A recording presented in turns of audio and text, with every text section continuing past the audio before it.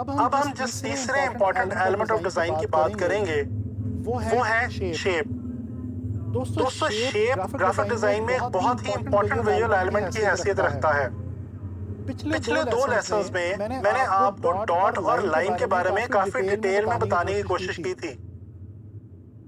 دوستو آپ کو یہ جان کے حیرت ہوگی کہ ڈاٹ اور لائن سے شیپ کا بہت ہی قریبی اور گہرا تعلق ہے۔ پچھلے لیسنز میں ہم نے یہ دیکھا تھا کہ ڈاٹ سے آپس میں مل کر لائن کریٹ ہوتی ہے، اور جس طرح سے ڈاٹس آپس میں مل کے لائن کریٹ کرتے ہیں، بالکل اسی طرح سے جب لائنز آپس میں کمبائن ہوتی ہیں یا ملتی ہیں تو وہ شیپس کو جنم دیتی ہیں۔ دوستو ہمارے ارد گرد، ہمارے ایٹماسفیئر میں اور ہماری ڈیلی لائف میں جتنی بھی چیزیں موجود ہیں، تقریباً وہ تمام کی تمام چیزیں کسی نہ کسی طرح سے یا تو بذات خود شیپ کی حیثیت رکھتی ہیں یا پھر کچھ شیپس کی مدد سے مل کے بنی ہیں۔ اگر ہم شیپ کو ڈیفائن کرنے کی کوشش کریں تو جب ایکچوئل یا امپلائیڈ لائنز آپس میں کمبائن ہوتی ہیں اور کسی ایریا کو سراؤنڈ کر لیتی ہیں یعنی کہ گھیر لیتی ہیں تو دوستو شیپ کریٹ ہو جاتی ہے۔ جیسا کہ ہم نے لائن کو اسٹڈی کرتے ہوئے دیکھا کہ لائن 2 ڈائمینشنل بھی ہوا کرتی ہے اور 3 ڈائمینشنل بھی ہوا کرتی ہے۔ بالکل اسی طرح سے شیپس 2D بھی ہوا کرتی ہیں اور 3D بھی۔ 2D یا 2 ڈائمینشنل شیپس وہ شیپس ہوتی ہیں جن کو پیپر پہ ہم ڈرا کر کے دیکھتے ہیں یا کسی فلیٹ سرفیس کے اوپر ڈرا کیا جائے یا بنایا جائے۔ اس کے برعکس 3D یا 3 ڈائمینشنل شیپس وہ شیپس ہوا کرتی ہیں دوستو جن کو ہم چاروں اطراف سے دیکھ سکتے ہیں اور ان کا ہر طرف سے مشاہدہ کر سکتے ہیں۔ مثال کے طور پہ درخت، پودے، جانور، اسکلپچرز اور ہم خود انسان، یہ تمام 3D شیپس ہی ہیں۔ دوستو شیپس کو 3 طریقے سے عام طور پہ ہم پیپر پہ ڈرا کرتے ہیں۔ سب سے پہلا طریقہ تو یہ ہے کہ ہم کسی بھی شیپ کو جسٹ آؤٹ لائن یا اسٹروک کی صورت میں ڈرا کر سکتے ہیں۔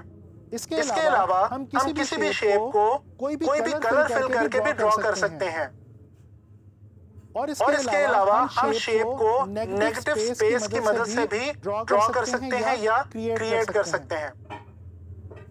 دوستو یہاں پہ یہ جاننا بہت ضروری ہے کہ گرافک ڈیزائن کے اندر شیپس کی افادیت کیا ہے یا اپلیکیشن کیا ہے۔ تو یاد رکھیے شیپس گرافک ڈیزائن کے اندر ڈیزائن بناتے ہوئے آپ کے ڈیزائن میں ڈیکوریشن کے کام بھی آ سکتی ہیں۔ اس کے علاوہ میٹیریل یا کانٹینٹ ایڈ کرنے یا بڑھانے کا کام بھی دے سکتی ہیں۔ سب سے بہترین کام جو شیپس ہمارے ڈیزائن میں کرتی ہیں وہ یہ کہ یہ دیکھنے والے کے لیے انٹرسٹنگ ایلیمنٹ کا کام کرتی ہیں اور ہمارے ڈیزائنز کے اندر انٹرسٹ لیول کو بوسٹ کر دیتی ہیں۔ دوستو اس کے علاوہ بعض اوقات ہم ان شیپس کو اپنے ڈیزائنز میں سمبلز کے طور پہ بھی یوز کرتے ہیں۔ ابھی تھوڑا سا آگے چل کے میں آپ کو یہ بتاؤں گا کہ کیسے۔ اس کے علاوہ ہم شیپس کو ٹیکسچرز اور پیٹرنز بنانے کے لیے بھی کام میں لاتے ہیں۔ دوستو عام طور پہ 3 قسم کی شیپس ہوا کرتی ہیں۔ Number 1 geometric shapes, number 2 organic shapes اور نمبر 3 ایبسٹریکٹ شیپس۔ تو چلیں آئے ذرا جاننے کی کوشش کرتے ہیں کہ یہ جیومیٹرک شیپس کیا ہیں، آرگینک شیپس کیا ہیں اور ایبسٹریکٹ شیپس کیا ہیں۔ دوستو سب سے پہلے بات کرتے ہیں جیومیٹرک شیپس کی۔ آپ کو یاد ہوگا بہت بچپن میں جب آپ میتھس پڑھا کرتے تھے تو میتھس کی کتابوں میں آپ نے بہت سی مختلف جیومیٹرک شیپس کا مشاہدہ کیا، جیسے کہ سرکل، ٹرائنگل، ریکٹینگل، اسکوائر، پیرالیلوگرام وغیرہ۔ یہ وہ شیپس ہوا کرتی ہیں جن کو ہم کسی بھی 2D سرفیس کے اوپر جیسے کہ پیپر وغیرہ پہ کمپس اور رولر کی مدد سے ڈرا کر سکتے ہیں۔ اس کے علاوہ جو دوسری ٹائپ ہے یعنی کہ آرگینک شیپس، یہ وہ شیپس ہیں جن کو ہم کسی بھی سرفیس پہ فری ہینڈ طریقے سے ڈرا کر سکتے ہیں بغیر کسی رولر وغیرہ کی مدد لیے۔ اور یہ وہ شیپس ہوا کرتی ہیں جن کا تعلق عام طور پہ ہمارے ارد گرد موجود نیچر سے ہے۔ آرگینک شیپس کے اندر پتے، پھول، پودے، درخت، انسان، جانور، یہ تمام چیزیں آ جایا کرتی ہیں۔ اس کے علاوہ ایک تیسری بہت اہم جو ٹائپ ہے وہ ہے ایبسٹریکٹ شیپس۔ دوستو یہ جو تیسری ٹائپ ہے یہ پہلی دو ٹائپ سے مل کر ہی بنا کرتی ہے، یعنی کہ جیومیٹرک اور آرگینک شیپ سے مل کر ہی ایبسٹریکٹ شیپس بنا کرتی ہیں، لیکن یہ بعض اوقات ہمارے لیے بہت کام آتی ہیں۔ جیسے کہ ابھی تھوڑی دیر پہلے میں نے آپ کو بتایا کہ شیپس کی مدد سے ہم سمبولزم کا کام بھی لیا کرتے ہیں۔ تو دوستو میں آپ کو ایک مثال دیتا ہوں۔ آپ لوگوں نے کبھی کسی بھی جگہ پہ پبلک ٹوائلٹس تو یوز کیے ہوں گے، ان کے دروازوں پہ آپ نے لیڈیز اور جینٹس کے دو یہ سائن دیکھے ہوں گے۔ دوستو یہ جو سائنز ہیں یہ ڈیفینیٹلی شیپ ہی ہے، اور یہ جیومیٹرک اور آرگینک شیپ سے مل کر بنی ہے، لیکن یہ ایبسٹریکٹ شیپ ہے اور یہ ایک سمبل کے طور پہ یوز کی جاتی ہے۔ اگر اس سے مزید آگے بڑھ کے ہم شیپس کے ویژول میننگ کے بارے میں بات کریں تو دوستو یہ بہت ہی مزے کی بات ہے کہ تمام شیپس جو ہمارے ارد گرد موجود ہیں ان کی ڈیزائن اور ویژول کے حوالے سے خاص افادیت ہے، اور ہر شیپ کا ویژول ڈیزائن کے اندر کچھ خاص میننگ ہوا کرتا ہے۔ مثال کے طور پہ ہم ڈسکس کرتے ہیں جو 4 سب سے بیسک جیومیٹرک شیپس ہمارے پاس ہیں، جیسے کہ سرکل، ٹرائنگل، ریکٹینگل اور اسکوئر۔ جاننے کی کوشش کرتے ہیں کہ ان چاروں شیپس کی ویژول ڈیزائن کے لیے کیا اپلیکیشن ہو سکتی ہے یا کیا ویژول میننگ ہو سکتا ہے۔ دوستو سب سے پہلے بات کرتے ہیں سرکل کی۔ میرا آپ لوگوں سے ایک سوال ہے، کیا آپ لوگوں نے کبھی سوچا ہے کہ کرکٹ اور فٹ بال میں یوز ہونے والی بال ہمیشہ راؤنڈ ہی کیوں ہوا کرتی ہے؟ یا گاڑیوں اور بائکس میں یوز ہونے والے ویلز یعنی کہ ٹائرز وہ بھی ہمیشہ راؤنڈ ہی کیوں ہوا کرتے ہیں؟ جی جناب، اس کا مقصد یہ ہے کہ راؤنڈ چیز موومنٹ یا موشن کے کام آتی ہے، اسی لیے یہ تمام چیزیں ہمیشہ راؤنڈ بنائی جاتی ہیں۔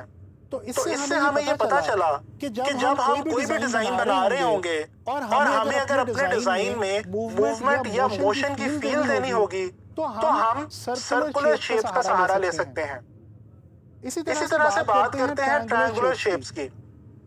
دوستو روڈز کے اوپر آپ روڈ سائنز دیکھتے ہیں، آپ دیکھتے ہیں کہ ان ڈیفرنٹ روڈ سائنز میں ایرو کا استعمال بہت زیادہ کیا جاتا ہے۔ ایرو ایک شیپ ہی ہے جس کے اینڈ پہ ٹرائنگولر شیپ کا استعمال کیا جاتا ہے۔ دوستو اگر آپ کسی ایونٹ پہ جائیں تو آپ وہاں پہ ڈائریکشنل سائنز دیکھتے ہیں۔ یہ ڈائریکشنل سائنز بھی ایرو کی مدد سے ہی آپ کو کسی خاص لوکیشن کی طرف ڈائریکٹ کرنے کا کام کرتے ہیں۔ ان کے اندر بھی ٹرائنگل کا استعمال کیا جاتا ہے۔ تو اب ذرا سوچ کے بتائیے کہ اس ایگزامپل کے کانٹیکسٹ میں ٹرائنگل جو شیپ ہے اس کا کیا ویژول میننگ ہوا؟ جی بالکل صحیح، ٹرائنگل کی جو شیپ ہے یہ ڈائریکشن دینے کے کام آتی ہے۔ لہٰذا ہمیں پتا چلا کہ اگر ہمیں ڈیزائن بناتے ہوئے اپنے ڈیزائن کے اندر ڈائریکشن کی سینس دینی ہو تو ہم ٹرائنگولر شیپس کا سہارا لے سکتے ہیں۔ چلیں بات کرتے ہیں ایک ایسی چیز کی جس کا استعمال آپ روزانہ اس وقت کرتے ہیں جب آپ گھر سے باہر نکلتے ہیں۔ دوستو تقریباً ہم سبھی لوگ ڈیلی روڈز کے اوپر ٹریول کرتے ہیں۔ آپ کو پتا ہے کہ روڈز کی وڈتھ اتنی نہیں ہوا کرتی جتنی ان کی لینتھ ہوا کرتی ہے۔ ایسا کیوں ہے؟ دراصل روڈز ڈسٹینس کو کور کرنے کے لیے استعمال ہوتی ہیں۔ اگر آپ روڈز کو اوپر سے دیکھیں تو ایریل ویو میں روڈ ریکٹینگل کی شکل کی دکھے گی۔ تو اس کا مطلب یہ ہوا کہ روڈز لینتھ یا ڈائریکشن کی سینس دیتی ہیں۔ لہٰذا اگر ہمیں اپنے ڈیزائن میں کہیں بھی لینتھ یا ڈائریکشن کو شو کرنا ہو تو ہم ریکٹینگولر شیپس کا سہارا لے سکتے ہیں۔ دوستو آخری جیومیٹریکل سمپل شیپ کی بات کرتے ہیں جو کہ ہے اسکوئر۔ کبھی آپ لوگوں میں سے کسی کے ساتھ ایسا ہوا ہے کہ آپ کے کسی دوست یا رشتہ دار نے گھر نیا شفٹ کیا ہو، آپ اس کے گھر مہمان جائیں اور اس کے گھر میں کارٹنز پڑے ہوں۔ دوستوں ان کارٹنز کو دور سے دیکھ کے ہی آپ کو یہ احساس ہوگا کہ ان کے اندر کوئی چیز موجود ہے، کوئی ویٹ موجود ہے، بے شک وہ خالی ہی کیوں نہ ہو، لیکن آپ کو بظاہر دیکھ کے ان کے اندر ویٹ کا احساس ہوگا۔ اس کی وجہ یہ ہے کہ ان کی جو شیپ ہے وہ سکوئر ہے، اور سکوئر جو شیپ ہے یہ ہمیشہ ویٹ یا اسٹرینتھ کو شو کرتی ہے۔ لہٰذا جب ہم ڈیزائن بنا رہے ہوں اور ہمیں اپنے ڈیزائن کے اندر ویٹ یا اسٹرینتھ کو شو کرنا ہو تو ہم سکوئر شیپس کا سہارا لے سکتے ہیں۔ دوستوں جب ہم شیپس کو ایک دوسرے سے دور یا قریب موو کر کے دیکھتے ہیں تو بیسیکلی ہم ڈیزائن کے ہی ایک پرنسپل پروکسیمیٹی کے اوپر کام کر رہے ہوتے ہیں۔ آنے والے لیکچرز میں میں آپ سے پروکسیمیٹی کے بارے میں کافی ڈیٹیل میں بات کروں گا۔ دوستوں یہ جو پروکسیمیٹی کا عمل ہے یہ بیسیکلی گرافک ڈیزائن کے اندر میسج کو کنوے کرنا آسان بناتی ہے۔ بیسیکلی جب ہم شیپس کو دور یا نزدیک کرتے ہیں تو ان کے بیچ میں آپس میں ایک ریلیشن کریٹ ہوتا ہے۔ یہی وہ ریلیشن ہے جس کی مدد سے ہم اپنے ڈیزائنز کو دیکھنے میں اچھا بنا سکتے ہیں، ایزیلی انڈرسٹینڈیبل بنا سکتے ہیں اور آڈینس کو گریب کر کے رکھ سکتے ہیں۔ دوستوں شیپس کے حوالے سے اینڈ میں آپ سے 2 ایگزامپل شیئر کرنا چاہوں گا۔ سب سے پہلے تو اگر ہم نظر ڈالیں ڈیفرنٹ برانڈز کے لوگوز کی طرف، آپ کے سامنے اسکرین پہ اس وقت ڈیفرنٹ برانڈز کے لوگوز موجود ہیں۔ اگر آپ غور سے دیکھیں تو آپ کو اندازہ ہوگا کہ یہ جو تمام لوگوز ہیں یہ ڈیفرنٹ قسم کی شیپ سے آپس میں مل کے بنے ہیں، اور اب یہ پورا ایک میننگ کنوے کر رہے ہیں۔ بالکل اسی طرح سے اگر بات کی جائے لیٹرز کی، چاہے کوئی بھی لیٹر ہو وہ ڈیفرنٹ جیومیٹرک، آرگینک یا ایبسٹریکٹ شیپ سے مل کے بنتا ہے، اور اس کا لینگویج کے اندر ایک اپنا میننگ ہوا کرتا ہے۔ بالکل اسی طرح سے جب ایک سے زیادہ لیٹرز آپس میں کمبائن ہوتے ہیں تو بیسیکلی وہ بھی شیپس ہی آپس میں کمبائن ہو رہی ہوتی ہیں، اور ایک ورڈ ہمارے سامنے ویژول فارم میں آ جاتا ہے جس کا کہ ایک نیا میننگ ہو سکتا ہے۔ دوستوں امید کرتا ہوں کہ آپ لوگوں کو شیپس کے حوالے سے گرافک ڈیزائن میں اب کبھی بھی دقت نہیں ہوگی، اور آپ کوشش کریں گے کہ اپنے ارد گرد اپنے ماحول میں موجود ڈیفرنٹ آرگینک، جیومیٹرک اور ایبسٹریکٹ شیپس کو ڈھونڈیں اور ان کے ویژول میننگ کو تلاش کرنے کی کوشش کریں۔ اس طرح سے آپ کو گرافک ڈیزائن میں بہت زیادہ ہیلپ ہوگی۔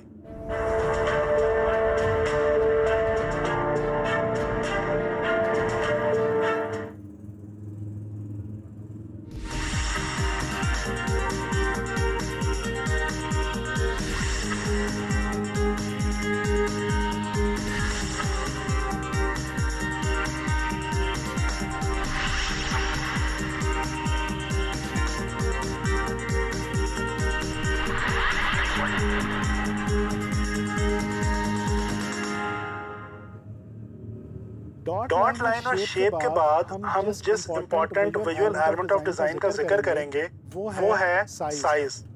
آئیں جاننے کی کوشش کرتے ہیں کہ سائز دراصل ہے کیا اور گرافک ڈیزائن کے اندر اس کی کیا امپورٹنس ہے۔ دوستوں سائز کو کچھ اس طرح سے ڈیفائن کیا جا سکتا ہے کہ ایک سے زیادہ شیپس، دو سے زیادہ شیپس کے بیچ میں موجود ویریشن کو سائز کہا جاتا ہے۔ دوستو سائز ویسے تو عام طور پہ کسی بھی شیپ یا آبجیکٹ کا ہوا کرتا ہے، لیکن اس کا صحیح اندازہ ہمیں دراصل اس وقت ہوتا ہے جب ایک سے زیادہ چیزوں کو ہم آپس میں کمپیئر کرتے ہیں۔ یہ کمپیریزن دو یا دو سے زیادہ آبجیکٹس کا بھی ہو سکتا ہے یا ایک ہی آبجیکٹ کے اندر موجود ڈیفرنٹ پورشنز کا بھی ہو سکتا ہے۔ ایک عام سی مثال سے اس کو سمجھنے کی کوشش کرتے ہیں۔ دوستو فرض کر لیجئے کہ آپ کے 2 دوست ہیں، ایک کی ہائٹ بہت زیادہ ہے، یعنی کہ وہ بہت ہائٹ میں لمبا ہے، اور ایک کی ہائٹ جو ہے وہ بہت چھوٹی ہے۔ آپ ڈیلی بھی اگر ان لوگوں سے دونوں سے ملتے ہیں آپ کو ان کی ہائٹ کا فرق اتنا معلوم نہیں ہوگا۔ اگر کسی دن وہ دونوں دوست آپ کے سامنے اکٹھے کھڑے ہوں گے تو ڈیفینیٹلی آپ کو اچانک اندازہ ہوگا کہ یار ان دونوں افراد کی ہائٹ کے اندر بہت زیادہ ڈیفرنس ہے۔ تو معلوم یہ ہوا کہ سائز کے بارے میں، چاہے وہ کسی انسان کے جسم کا ہو یا وہ کسی بھی آرگینک یا نان آرگینک چیز کا ہو، ایکچولی ہمیں اس وقت صحیح اندازہ ہوتا ہے جب ہم ان دو یا دو سے زیادہ چیزوں کا یا اس ایک چیز کے پورشنز کا کمپیریزن کرتے ہیں۔ ایک اور مثال کو دیکھ لیجئے، ہمارے باڈی پارٹس، ہیومن باڈی کے اندر ڈیفرنٹ باڈی پارٹس ہیں، ہیڈ سے لے کے فیٹ تک، جس کے اندر ہمارا ہیڈ، ہماری نیک، ٹرنک، آرمز، ہینڈز، لیگز اور فیٹ وغیرہ شامل ہیں۔ دوستو اگر ہم کسی بھی ہیومن باڈی کو ایز اے ہول دیکھیں اور آبزرو کرنے کی کوشش کریں تو ہمیں معلوم ہوگا کہ ہر ہیومن باڈی کے اندر ہیڈ کا اور اس کے لحاظ سے ٹرنک کا اور اس کے لحاظ سے فیٹ کا یا لیگز کا ایک اپنا کمپیریزن موجود ہے، ایک اپنی ویریشن موجود ہے۔ اسی طرح سے اگر ہم جیومیٹرک شیپس کے اندر دیکھنے کی کوشش کریں، مثال کے طور پہ آپ ایک ٹرائنگل کو لیں اور ٹرائنگل کی بڑے اور چھوٹے سائز میں ڈیفرنٹ ویریشنز نکالیں، آپ یہ دیکھیں گے کہ with in that same shape تو ٹرائنگل ہی ہے، لیکن آپ کو ان کے سائز میں واضح ویریشن یعنی کہ فرق معلوم پڑے گا۔ تو پتہ یہ چلا کہ سائز کو جانچنے کے لیے کمپیریزن بہت امپورٹنٹ چیز ہے۔ دوستو سائز گرافک ڈیزائن میں کرتا کیا ہے؟ سائز گرافک ڈیزائن میں اٹریکشن پیدا کرتا ہے، اس کے علاوہ چیزوں کو آرگنائز کرنے کا کام کرتا ہے، اور اس کے علاوہ بعض اوقات کسی بھی چیز کے فنکشن کو جسٹیفائی کرتا ہے۔ کچھ ڈیلی لائف ایگزامپل سے دیکھنے کی کوشش کرتے ہیں کہ سائز یہ تمام کام کس طرح سے کرتا ہے۔ دوستو اٹریکشن کی بات اگر کی جائے تو ہمیں بینگ ہیومن بینگ بہت اونچی اور لمبی عمارتیں بہت اٹریکٹ کرتی ہیں۔ اسی طرح سے بعض اوقات راہ چلتے ہوئے آپ کو کوئی چھوٹا سا جانور یا کوئی چھوٹا سا پھول یا کوئی چھوٹی سی پڑی ہوئی چیز زمین پہ بہت اٹریکٹ یا اپیل کرتی ہے، یعنی کہ چیزیں جب سائز میں بہت بڑی یا بہت چھوٹی ہوں تو وہ آپ کو اٹریکٹ کرتی ہیں۔ اسی طرح سے اگر ہم کسی بھی گروپ آف پیپل کا گروپ فوٹو کھینچنے کی کوشش کریں تو سب سے پہلا کام ہم کیا کرتے ہیں؟ فوٹوگرافر سب سے پہلے یہ ریکویسٹ کرتا ہے کہ کم ہائٹ والے لوگ آگے کی طرف آ جائیں اور زیادہ ہائٹ والے لوگ پیچھے کی طرف چلے جائیں۔ بیسیکلی اس وقت فوٹوگرافر کر کیا رہا ہے؟ وہ سائز اور ہائٹ کے مطابق آرگنائز کرنے کی کوشش کر رہے ہیں ان لوگوں کو۔ اس کے علاوہ ایک اور ایگزامپل دیکھیے، فرض کر لیجئے کہ آپ کو اپنی فیملی کے لیے ایک کار پرچیز کرنی ہے۔ آپ کی فیملی کے گروپ آف پیپل جو ہے وہ 5 سے 7 لوگ ہیں۔ ڈیفینیٹلی آپ جب مارکیٹ میں جا کے اپنی فیملی کے لیے گاڑی دیکھنا شروع کریں گے تو آپ کی کوشش یہ ہوگی کہ آپ وہ گاڑی خریدیں جس کا سائز اتنا ہو کہ آپ اپنی 5 سے 7 لوگوں کی فیملی کو اس میں ایزیلی اکوموڈیٹ کر سکیں۔ تو بیسیکلی ایک ہمارا ڈیسیژن گاڑی پرچیز کرنے کا یہ بھی سائز پہ ڈیپینڈ کر رہا ہے، یا ان ادر ورڈز سائز جو ہے وہ ہمارے اس ڈیسیژن کو جسٹیفائی کر رہا ہے۔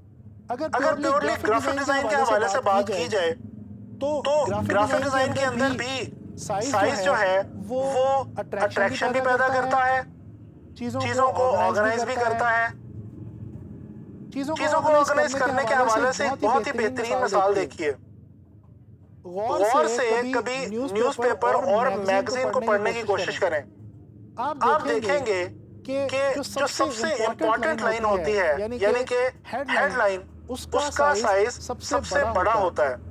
اس کے بعد سیکنڈ نمبر پہ امپورٹنٹ جو ٹیکسٹ ہوتا ہے اس کا سائز اس سے قدرے کم ہوتا ہے، اور اس کے بعد جو ڈیٹیل ٹیکسٹ ہوتا ہے یعنی کہ باڈی ٹیکسٹ، اس کا سائز ان دونوں سے کم ہوا کرتا ہے۔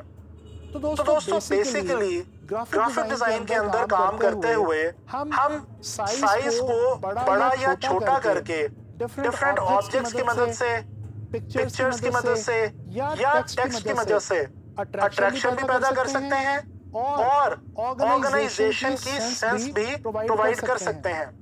دوستو جب ہم ایز اے گرافک ڈیزائنر اپنی لے آؤٹ یا اپنی کمپوزیشن بناتے ہیں تو ہمیں یہ فیصلہ لینا ہوتا ہے کہ ہم چیزوں کو ان کے کس سائز کے اندر استعمال کریں۔ اس فیصلے کی بنیاد پہ ہم اپنے ڈیزائن کے اندر بریک بھی دے سکتے ہیں، مختلف ایلیمنٹس کو فٹنگ بھی کر سکتے ہیں، اور اسی طرح ڈیپتھ یا پرسپیکٹیو بھی بنا سکتے ہیں۔ دوستو امید ہے کہ آپ لوگوں کو سائز کے حوالے سے سمجھ آ گئی ہوگی۔ نیکسٹ لیکچر کے اندر ہم انشاءاللہ تعالیٰ اسپیس کے حوالے سے بات کریں گے۔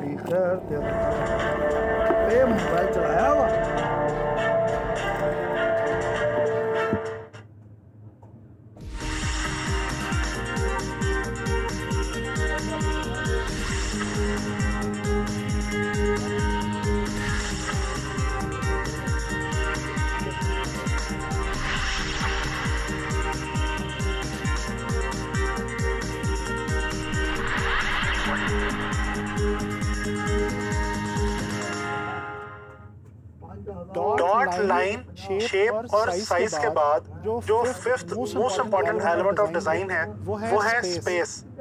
دوستو اسپیس ایک ایسا ایلیمنٹ آف ڈیزائن ہے جس کو عام طور پہ بہت اگنور کیا جاتا ہے، لیکن یہ آپ کو جان کے حیرت ہوگی کہ یہ اتنا ہی زیادہ امپورٹنٹ ایلیمنٹ ہے۔ ڈیزائن کے اندر اسپیس کی بہت ہی زیادہ اپلیکیشن اور اہمیت ہے۔ آئے جاننے کی کوشش کرتے ہیں کہ اسپیس کیا ہے اور گرافک ڈیزائن کے اندر اس کی کس طرح سے امپورٹنس ہے۔ دوستو اگر اسپیس کو ڈیفائن کیا جائے تو آبجیکٹس کے درمیان ان کے ارد گرد موجود جو اوپن یا ایمٹی ایریاز ہوا کرتے ہیں وہ اسپیس ہوتی ہے۔ دوستو اسپیس کا بہت ہی گہرا تعلق شیپس کے ساتھ ہے۔ جب شیپس آپس میں ایک دوسرے کے ساتھ پلیس ہوتی ہیں یا ایک دوسرے کے ساتھ کمپوز ہوتی ہیں تو بیسیکلی اسپیس کریٹ ہوتی ہے، یا اگر اس کو وائس ورسا کر کے دیکھ لیا جائے تو بھی ٹھیک ہے کہ بیسیکلی اسپیس کی مدد سے یا اسپیس کی وجہ سے ہی شیپس جو ہیں وہ وجود میں آتی ہیں۔ دوستو اسپیس کے حوالے سے ایک ڈیلی لائف کی اگزامپل دیکھتے ہیں۔ فرض کریں کہ آپ کی گاڑی میں 4 لوگوں کے بیٹھنے کی جگہ ہے اور آپ کی گاڑی میں آلریڈی 5 لوگ بیٹھ چکے ہیں۔ اب اگر مزید ایک بندہ آپ کی گاڑی میں ایڈ کرنے کی کوشش کی جائے تو شاید بہت ہی مشکل سے کسی طرح سے تنگ ہو کے وہ ایڈجسٹ ہو جائے، لیکن اگر اس کے بعد مزید ایک بندہ ایڈ کرنے کی کوشش کی جائے گی تو یہ تقریباً ناممکن ہوگا۔ دوستو یہی غلطی ہم لوگ ڈیزائن بناتے ہوئے عام طور پہ کر رہے ہوتے ہیں۔ ہم اپنے ڈیزائن کے اندر اتنے زیادہ ایلیمنٹس اور اتنی زیادہ شیپس ڈال دیتے ہیں کہ ہمارے ڈیزائن کے اندر اسپیس رہ ہی نہیں جاتی۔ یہ انتہائی غلط اقدام ہے۔ دوستو یاد رکھیں، آپ جب بھی ڈیزائن بنائیں اس بات کا خاص خیال رکھیں کہ آپ کے ڈیزائن میں ایک خاص قسم کی اسپیس موجود ہونی چاہیے۔ عام طور پہ ہم گرافک ڈیزائن کے اندر اس کو بریتھنگ اسپیس بھی کہتے ہیں، یعنی کہ وہ اسپیس جس سے دیکھنے والے کو تھوڑا سا کھلے پن کا اور اسپیس کا احساس ہو۔ دوستو اسپیس عام طور پہ 2 قسم کی ہوا کرتی ہے، پازیٹیو اور نیگیٹو اسپیس۔ تو چلیں دیکھتے ہیں کہ پازیٹیو اسپیس کیا ہے اور نیگیٹو اسپیس کیا ہے۔ دوستو آپ کو یہ جان کے انتہائی حیرت ہوگی کہ جب آپ کسی پیپر پہ کوئی ایک شیپ ڈرا کرتے ہیں تو دراصل آپ نے اس پیپر پہ ایک شیپ نہیں ڈرا کی بلکہ در حقیقت 2 شیپس ڈرا کی ہیں۔ ایک وہ شیپ جو آپ نے اسٹروک کی مدد سے یا اپنی پینسل کی لائن کی مدد سے ڈرا کی، اور ایک اس کے ارد گرد کی جو اسپیس پہلے سے موجود تھی اس نے بھی ایک شیپ کی شکل اختیار کر لی۔ تو اس طرح سے آپ کے پیپر کے اوپر ایک شیپ بنانے سے دراصل 2 شیپس بن جاتی ہیں۔ یا اس کو اس طرح سے بھی دیکھا جا سکتا ہے کہ جب آپ کسی پیپر پہ کوئی ایک شیپ ڈرا کر رہے ہوتے ہیں تو بیسیکلی آپ نہ صرف اس پیپر یا شیٹ پہ ایک ایریا ایڈ کر رہے ہوتے ہیں بلکہ اس کے ساتھ ساتھ ایک خاص ایریا سبٹریکٹ بھی کر رہے ہوتے ہیں. یہ جو ایریا آپ ایڈ کر رہے ہیں یہ ہے پازیٹیو سپیس, اور یہ جو ایریا سبٹریکٹ ہو رہا ہے یہ ہے نیگیٹیو سپیس.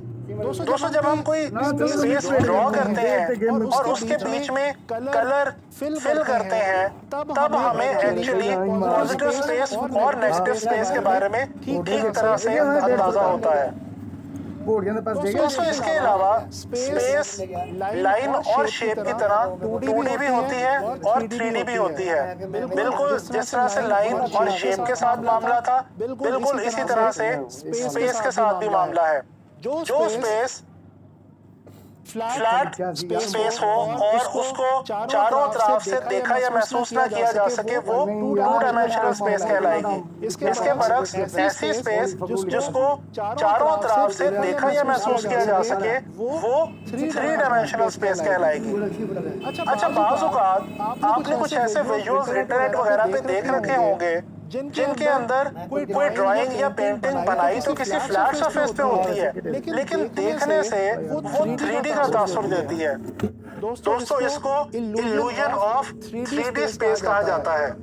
یہ ایک ایسی ٹیکنیک ہے جس کی مدد سے ہم 2D سرفیس کے اوپر 3D کی illusion کریٹ کرنے کی کوشش کرتے ہیں. عام طور پہ اس میں شیڈنگ اور پرسپیکٹیو کی ٹیکنیکس یوز کی جاتی ہیں جن کی مدد سے ایک 2D سرفیس کو 3D سپیس کے اندر کنورٹ کر دیا جاتا ہے. دوستو پچھلے کچھ عرصے سے ڈیزائن اور بالخصوص گرافک ڈیزائن کے اندر ایک آرٹ اینڈ ڈیزائن موومنٹ بہت زیادہ فالو کی جا رہی ہے جس کو عام طور پہ منیملزم کے نام سے جانا جاتا ہے. یہ آرٹ اینڈ ڈیزائن موومنٹ اس وقت پوری دنیا کے اندر نہ صرف مشہور ہے بلکہ پوری دنیا کے آرٹسٹ اور ڈیزائنرز اس کو اپنے فن پاروں میں اور اپنے ڈیزائنز کے اندر بہت زیادہ یوز کر رہے ہیں. منیملزم ہے کیا؟ منیملزم ایک ایسی موومنٹ ہے, ایک ایسی تحریک ہے جس کے اندر آرٹسٹ یا ڈیزائنر بہت کم شیپس کو یوز کر کے اپنی بات, اپنا ایکسپریشن یا اپنا فنکشن بیان کرنے کی کوشش کرتے ہیں. گرافک ڈیزائن کے اندر بھی آج کل یہ جو آرٹ موومنٹ ہے, ڈیزائن موومنٹ ہے, یہ بہت زیادہ فیمس ہے اور آپ لوگ اس موومنٹ کو فالو کرتے ہوئے بہت خوبصورت گرافک ڈیزائنز بنا سکتے ہیں. دوستو اینڈ میں آپ کو کچھ ایگزامپلز کی مدد سے جو گرافک ڈیزائن کے اندر سپیس کی اپلیکیشن یا افادیت ہے اس کو تھوڑا سا آپ سے شیئر کرنے کی کوشش کروں گا. اگر آپ فیڈیکس کے لوگو کو دیکھیں تو اس لوگو کے اندر ایک خاص ایرو کی شکل آپ کو نظر آئے گی جو کہ ایکچولی پازیٹیو سپیس میں نہیں ہے بلکہ ای اور ایکس کے درمیان جو نیگیٹیو سپیس آپ کو نظر آتی ہے اگر آپ اس کے اوپر تھوڑا سا غور کریں تو آپ کو پتہ چلے گا کہ دراصل یہ نیگیٹیو سپیس ایک ایرو بنا رہی ہے اور اس لوگو کے اندر ایرو جو ہے یہ ڈائریکشن اور ڈیلیوری کو شو کرتا ہے. جیسا کہ ہم سب جانتے ہیں کہ فیڈیکس جو ہے وہ ایک کارگو کمپنی ہے. اسی طرح سے اگر ہم اس مووی پوسٹر کی طرف دیکھیں تو ہمیں بظاہر تو اس پوسٹر کے اندر صرف ایک کریکٹر نظر آتا ہے لیکن جب آپ غور سے دیکھیں گے تو آپ کو ایکچولی اس پوسٹر کے اندر 2 کریکٹرز نظر آئیں گے. ایک کریکٹر تو وہ ہے جو پازیٹیو سپیس کے اندر فل کر کے کریٹ کیا گیا ہے اور بہت ہی صاف ظاہر ہے, جبکہ دوسرا کریکٹر وہ ہے جو کہ نیگیٹیو سپیس میں موجود ہے اور یہ بھی اسی مووی کا ایک بہت امپورٹنٹ کریکٹر ہے. دوستو اسی طرح سے اگر آپ آج کل نیوز پیپرز اور میگزینز کے ڈیزائنز دیکھیں تو آپ کو اس بات کا اندازہ ہوگا کہ آج کل نیوز پیپرز اور میگزینز کو کچھ اس طرح سے ڈیزائن کیا جاتا ہے کہ اس کے اندر نیگیٹیو سپیس کا خاص اہتمام کیا جاتا ہے جس کی مدد سے ہوتا یہ ہے کہ امیجز اور ٹیکسٹ آپس میں کوریلیٹ بھی کرتے ہیں اور ایک دوسرے کی جو ان کی اپنی افادیت ہے وہ بھی محفوظ رہتی ہے. اسی طرح سے ویب سائٹس بھی آج کل کچھ اس قسم کی ڈیزائن کی جا رہی ہیں کہ نیگیٹو سپیس کا ان کے اندر کافی خاص خیال رکھا جاتا ہے اور نیگیٹو اور پازیٹو سپیس کو بہت ہی بیلنس انداز میں استعمال کرتے ہوئے امیجز اور ٹیکسٹ وغیرہ کو بہت اچھے طریقے سے یوز کیا جاتا ہے تاکہ دیکھنے والے کو ایک اچھے ڈیزائن کا احساس ہو۔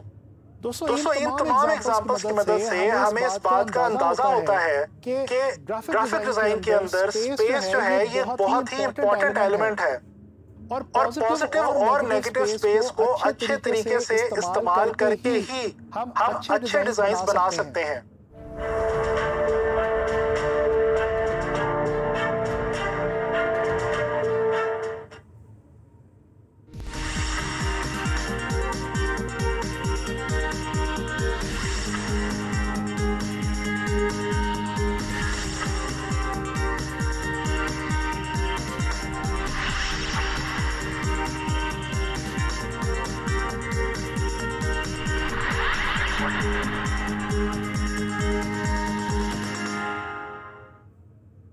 اچھا جی، اب ہم جس ایلیمنٹ آف ڈیزائن کے بارے میں بات کرنے جا رہے ہیں وہ ایک ایسا ایلیمنٹ ہے جس کو نہ صرف ہم اپنی ڈیلی لائف میں ایکسپیرینس کرتے ہیں بلکہ ہماری لائف میں اس کی بہت ہی زیادہ امپورٹنس ہے۔ تو میں بات کر رہا ہوں کلر کے حوالے سے جو کہ ایلیمنٹ آف ڈیزائن میں 5th نمبر پہ آتا ہے۔ دوستو ہم سب لوگوں کو معلوم ہے کہ کلر کے بغیر ہماری یہ جو دنیا ہے یہ بالکل بے معنی اور پھیکی سی ہے۔ اسی طرح سے ڈیزائن کے اندر بھی کلر کی بہت زیادہ امپورٹنس ہے، خاص طور پہ گرافک ڈیزائن کے بارے میں یوں مان لیجئے کہ گرافک ڈیزائن کلر کے بغیر بالکل ادھورا یعنی کہ انکمپلیٹ ہے۔ تو آئیے جاننے کی کوشش کرتے ہیں کہ کلر ایکچولی کیا ہے اور یہ ہمیں کس طرح سے نظر آتا ہے۔ دوستو کلر کے بارے میں مانا یہ جاتا ہے کہ colour is the sensation of light، یعنی کہ جب لائٹ ہماری آنکھوں میں انٹر ہوتی ہے یا ہماری آنکھوں کے پاس پہنچتی ہے تو ہمیں کلرز نظر آتے ہیں۔ اس کو سمجھنے کے لیے میں آپ کو ایک ایگزامپل دینا چاہوں گا۔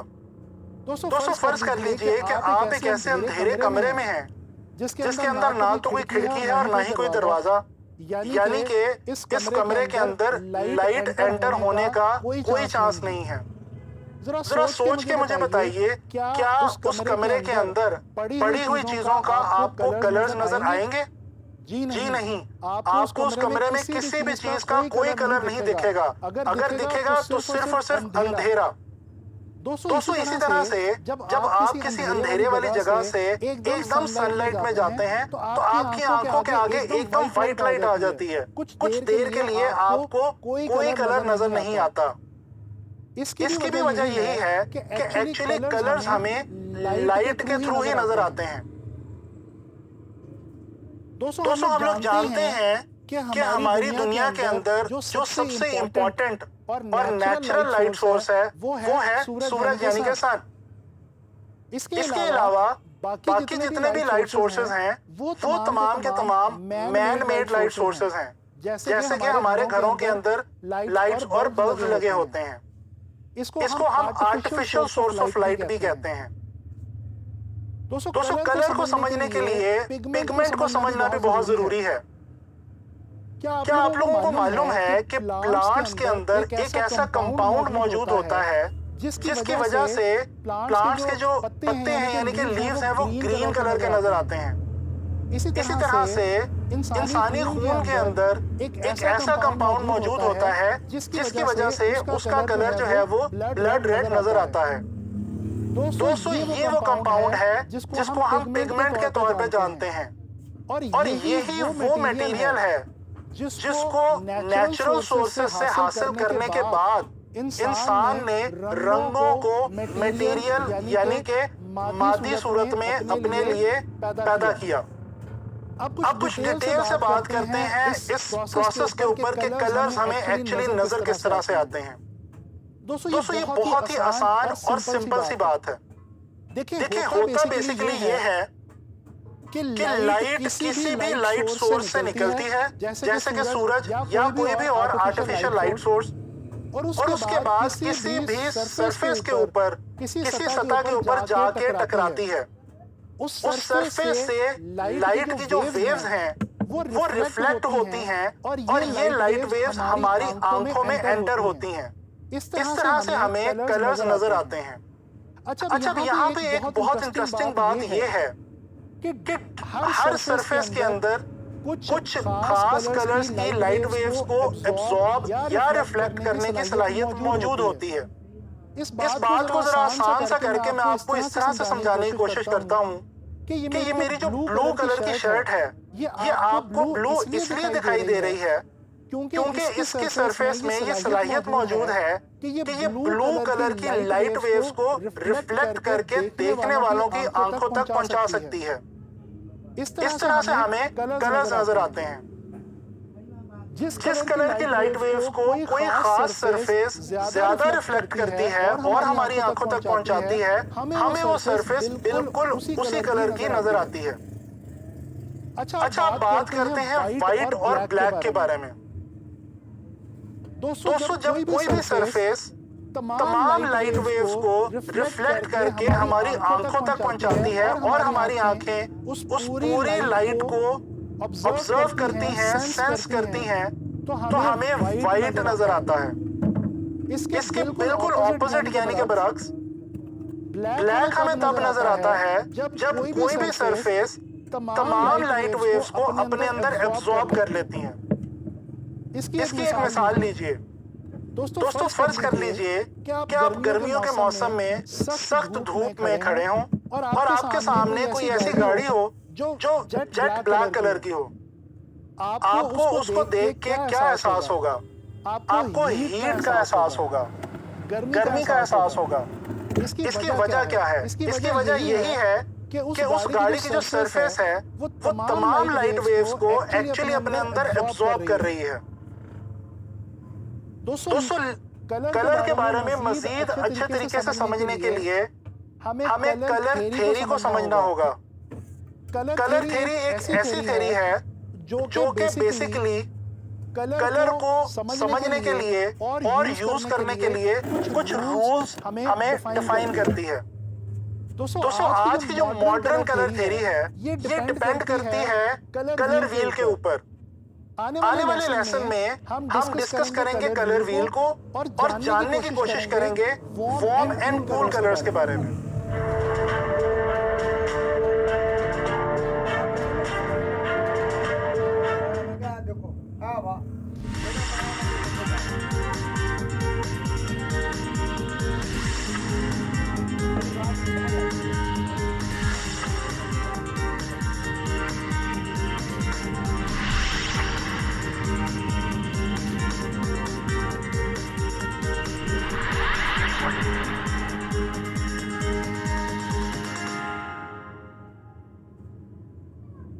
دوستو جیسا کہ میں نے آپ لوگوں کو پچھلے لیسن میں بتایا کہ کلر کو اچھے طریقے سے انڈرسٹینڈ کرنے کے لیے کلر تھیوری کو سمجھنا ہوگا اور کلر تھیوری ڈیپینڈ کرتی ہے کلر ویل پہ. تو آئے کلر ویل کے بارے میں جاننے کی کوشش کرتے ہیں. دوستو آئزیک نیوٹن نامی ایک بندے نے 1706 میں کلر تھیوری کو مزید ڈیفائن کرنے کی غرض سے کلر ویل کو ایجاد کیا.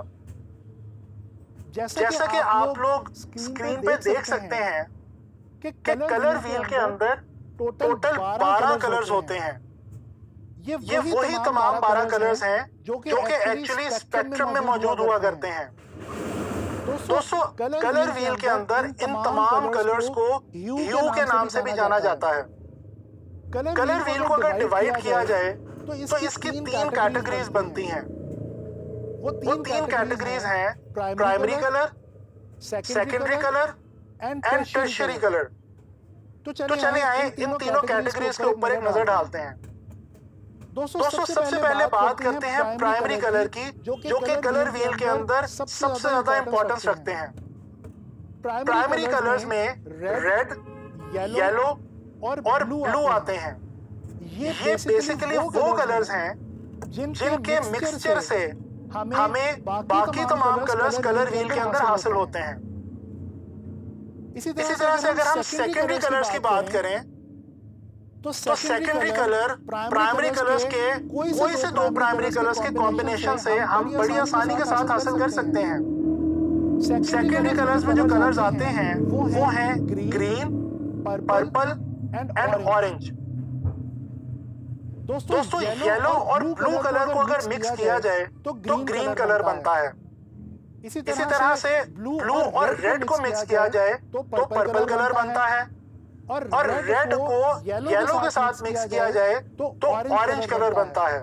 اس طرح سے ہمیں حاصل ہوتے ہیں ہمارے کلر ویل کے سیکنڈری کلرز۔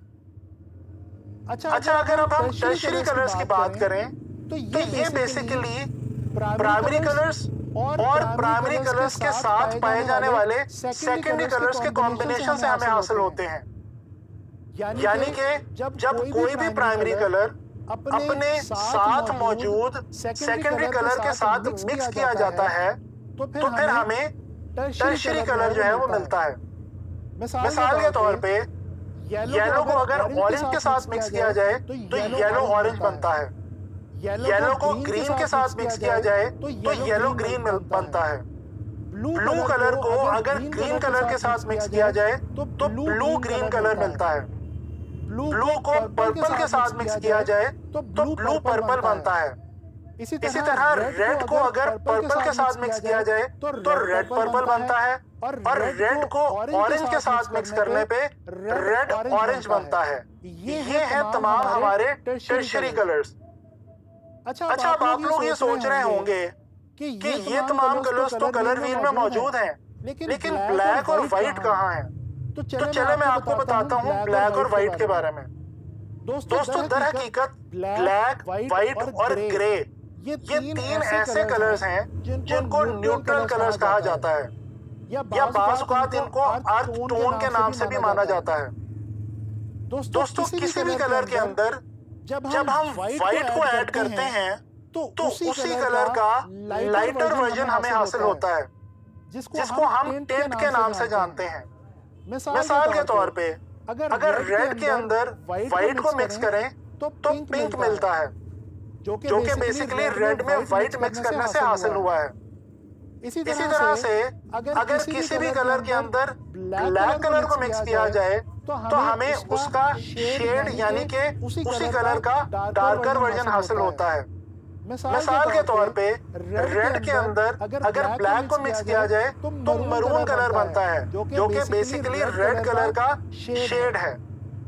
اس کے علاوہ اگر کسی بھی کلر کے اندر گرے کو مکس کیا جائے تو اسی کلر کی ٹون حاصل ہوتی ہے۔ تو دوستو یہ تو آپ نے دیکھا کلر ویل کے بارے میں۔ چلیں اب ہم بات کرتے ہیں وارم کلرز اور کول کلرز کے حوالے سے۔ اگر ہم اپنے اسی کلر ویل کو دو حصوں میں ڈیوائیڈ کر دیں تو ہم دیکھتے ہیں کہ ہمارے پاس تین کلرز کے دو سیٹس ملتے ہیں، پرائمری کلرز میں سے اور سیکنڈری کلرز میں سے، جیسے کہ ریڈ، یلو اور اورنج ایک سیٹ بنتا ہے، بلو، گرین اور پرپل ایک دوسرا سیٹ بنتا ہے۔ یہ جو ریڈ، یلو اینڈ اورنج ہے یہ وارم کلرز ہیں، اور بلو، گرین اور پرپل جو ہیں یہ کول کلرز کے طور پہ جانے جاتے ہیں۔ دوستو کچھ بات کرتے ہیں وارم اور کول کلرز کے اوریجن کے حوالے سے اور ہماری لائف پہ ان کے ایفیکٹ کے حوالے سے۔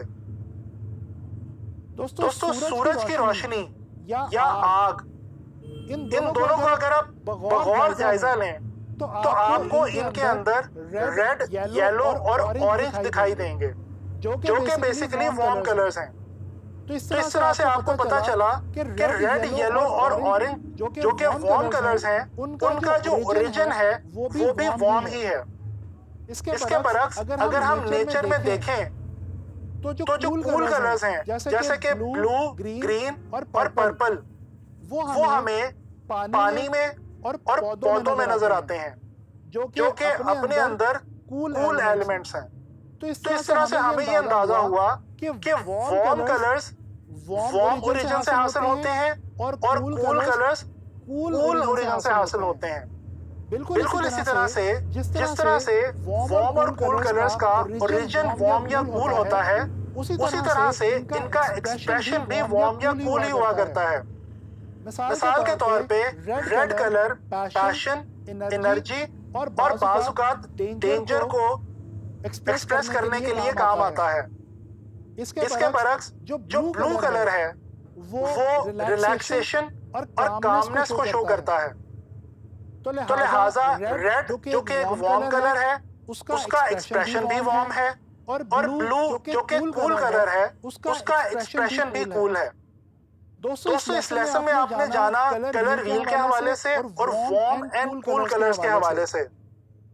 آنے والے لیسن میں ہم بات کریں گے کہ یہ جو وارم اینڈ کول کلرز ہیں یہ ہماری زندگی پہ، ہمارے موڈ پہ کیا اثر رکھتے ہیں، اور ڈیزائن میں، خاص طور پہ گرافک ڈیزائن میں ان کا کیا رول ہے۔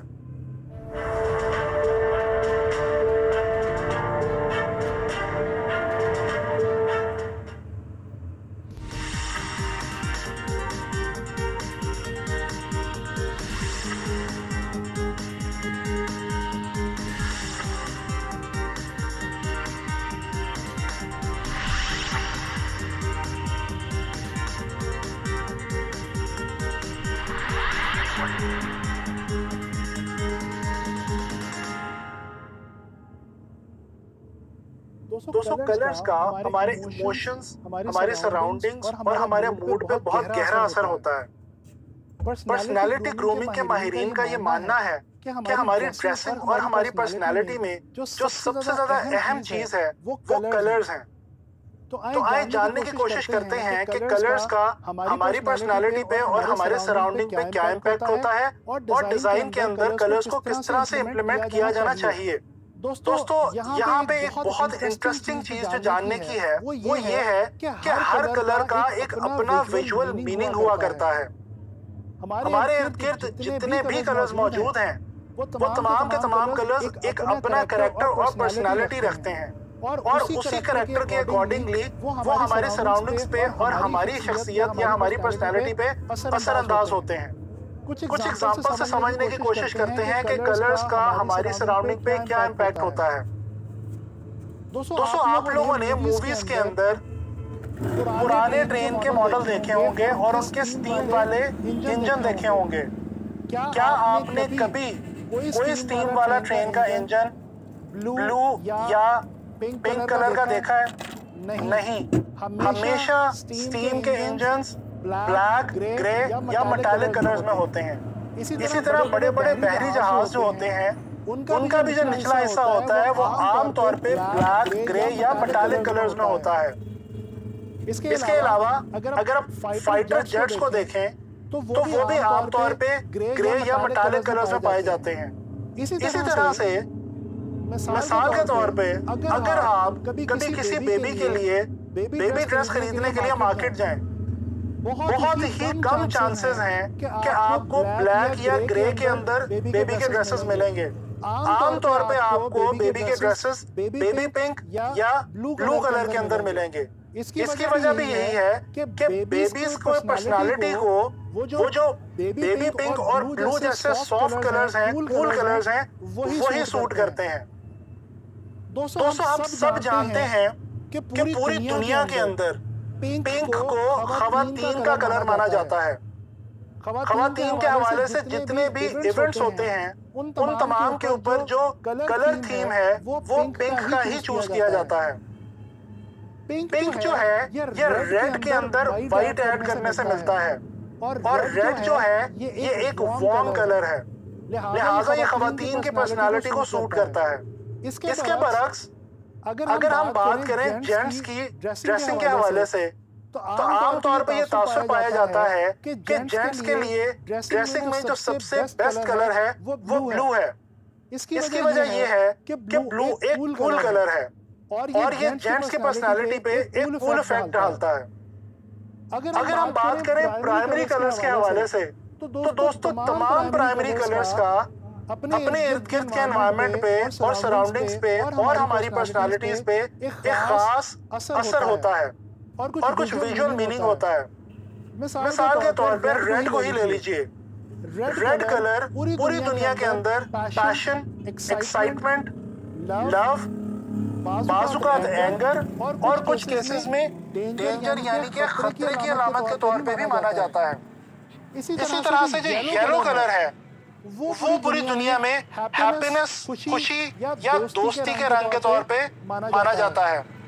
بلو کلر کو پوری دنیا میں ریلیکسیشن، کامنس یا کولنس کا کلر کہا جاتا ہے۔ دوستو کلرز کو ہیومن ایموشنز اور فیلنگز کو ایکسپریس کرنے کے لیے استعمال کیا جاتا ہے۔ اس کے علاوہ ان کا ہمارے موڈ پہ ایک بہت گہرا اثر بھی ہوتا ہے۔ مثال کے طور پہ ریڈ فلاورز پوری دنیا میں لو کے سمبل کے طور پہ استعمال کیے جاتے ہیں، جبکہ یلو فلاورز فرینڈشپ کے سمبل کے طور پہ استعمال کیے جاتے ہیں۔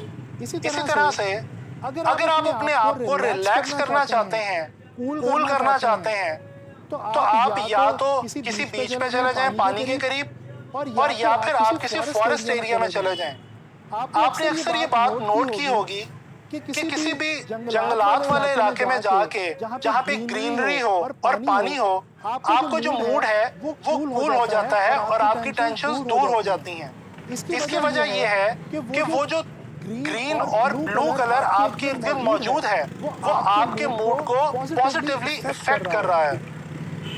دوستو اسی طرح سے اگر ہم سیکنڈری کلرز کی بات کریں تو سیکنڈری کلرز کا بھی اپنے ارد گرد انوائرمنٹ پہ اور ہماری پرسنالٹی پہ اثر ہوتا ہے۔ جیسے کہ اورنج کلر کو انرجی اور یوتھ کا کلر مانا جاتا ہے۔ اسی طرح سے گرین کو نیچر کا کلر مانا جاتا ہے، جبکہ پرپل کو لائلٹی یا وفاداری کے رنگ کے طور پہ مانا جاتا ہے۔ دوستو اس کے علاوہ ایک اور اہم چیز جاننے کی یہ ہے کہ یہ جو کلرز کے ویژول میننگز ہیں یہ ڈیفرنٹ کلچرز کے حوالے سے تبدیل بھی ہو جایا کرتے ہیں۔ مثال کے طور پہ امریکہ میں برائڈز اپنے برائڈل ڈریس کے لیے وائٹ کلر کا انتخاب کرتی ہیں، جبکہ ہمارے ہاں ہمارے کلچر کے اندر وائٹ کو سوگ کے رنگ کے طور پہ مانا جاتا ہے۔ دوستو یہ تو ہم نے بات کی کلرز کے ہمارے موڈ، ہماری پرسنالٹی اور ہماری سراؤنڈنگز میں اثر انداز ہونے کے حوالے سے۔ اب یہاں بھی یہ جاننا بہت ضروری ہے کہ جس طرح کلرز ہمارے ارد گرد ہمارے سراؤنڈنگز پر، ہماری پرسنالٹی پہ اثر انداز ہوتے ہیں، کلرز کے ہمارے موڈ، ہماری پرسنالٹی اور ہماری سراؤنڈنگز میں اثر انداز ہونے کے حوالے سے۔ اب یہاں بھی یہ جاننا بہت ضروری ہے کہ جس طرح کلرز ہمارے ارد گرد ہمارے سراؤنڈنگز پر، ہماری پرسنالٹی پہ اثر انداز ہوتے ہیں، اسی طرح ڈیزائن میں اور خاص طور پہ گرافک ڈیزائن میں کلرز اپنا ایک ویژول میننگ رکھتے ہیں۔ اب آپ لوگ جان چکے ہیں کہ پرائمری کلرز اور سیکنڈری کلرز کا کیا ویژول میننگ ہے۔ اب آپ جب بھی کوئی ڈیزائن بنائیں گے تو آپ کو اس چیز کا خاص خیال رکھنا ہے کہ آپ جو کلر یوز کر رہے ہیں وہ اس کے ویژول میننگ کے مطابق ہونا چاہیے۔ مثال کے طور پہ فرض کر لیجئے کہ آپ کوئی ڈیزائن یوتھ کے لیے بنا رہے ہیں تو آپ اورنج کلر کا زیادہ استعمال کر سکتے ہیں۔ اسی طرح سے اگر آپ کو اپنے کلر کے اندر کہیں پہ پیشن یا پھر ڈینجر کو دکھانا ہو تو آپ ریڈ کلر کا استعمال کر سکتے ہیں، جبکہ اگر آپ کو اپنے ڈیزائن کے اندر ریلیکسیشن، کولنس یا کامنس کو دکھانا ہو تو آپ ظاہری بات ہے بلو کلر کا زیادہ استعمال کریں گے۔ دوستو اسی طرح سے جب ہم اپنے ڈیزائنز بنا رہے ہوتے ہیں تو ہم ڈیزائنز سٹارٹ کرتے ہی بیک گراؤنڈز کریٹ کرتے ہیں۔ وہ جو بیک گراؤنڈز ہوتی ہیں وہ ہمارے ڈیزائن کے لیے ایک بیس کا کام کرتی ہیں۔ لہٰذا جب بھی کوئی چیز ڈیزائن کریں تو آپ بیک گراؤنڈز اپنے سبجیکٹ کی ریکوائرمنٹ کے مطابق لگائیں۔ دوستو ان پچھلے کچھ لیسنز کے اندر ہم کلر کے بارے میں کافی ڈیٹیل میں بات کر چکے ہیں۔ آپ لوگ کلر ویل کو سمجھ چکے ہیں، وارم اور کول کلرز کو جان چکے ہیں، اور ڈیفرنٹ کلرز کی ہماری ڈیلی لائف اور ڈیزائن کے اندر اپلیکیشن کے حوالے سے بھی بات ہو چکی ہے۔ اب میں امید کرتا ہوں کہ اب جب آپ لوگ کوئی بھی ڈیزائن بنائیں گے تو آپ کلرز کو بہت ہی زیادہ ایفیشنٹلی یوز کریں گے۔